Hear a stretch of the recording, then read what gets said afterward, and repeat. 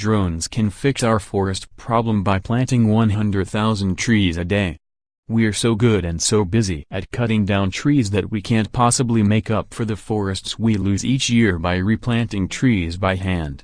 However, smart drones could fix humanity's major deforestation problem by planting trees cheaper and more efficiently than humans.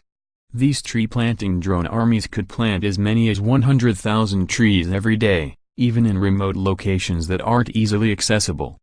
Don and number 039:T miss, we're not sure how, but Amazon is selling the crock-pot slow cooker for under $10. Some 15 billion trees are cut down every year, but the World Economic Forum explains, with only 9 billion being planted.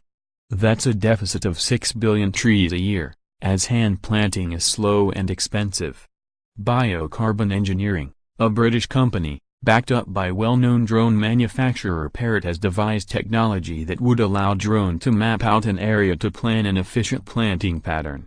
Think of it as a Roomba robot mapping your house before vacuuming it. Only instead of a robot on wheels walking your floors, you have a flying drone looking at the earth beneath it to determine an efficient tree planting pattern. Then, a second drone is loaded with germinated seed pods which can be dropped at a rate of 1 per second, for a maximum of 100,000 units a day. 60 drones could plant 1 billion trees every year. A drone has a maximum capacity of 300 seed pods and covers a hectare in about 19 minutes. The engineers estimate the method is 10 times faster and 20% cheaper than hand planting, and the technology was already tested in various locations, including the historic mining sites in Dungog, Australia. The forum explains that a similar idea is developed by Oregon startup Drone Seed, which is developing precision forestry techniques that involve the use of drones for planting trees and spraying them with fertilizer and herbicides. A video showing biocarbon's tree planting drone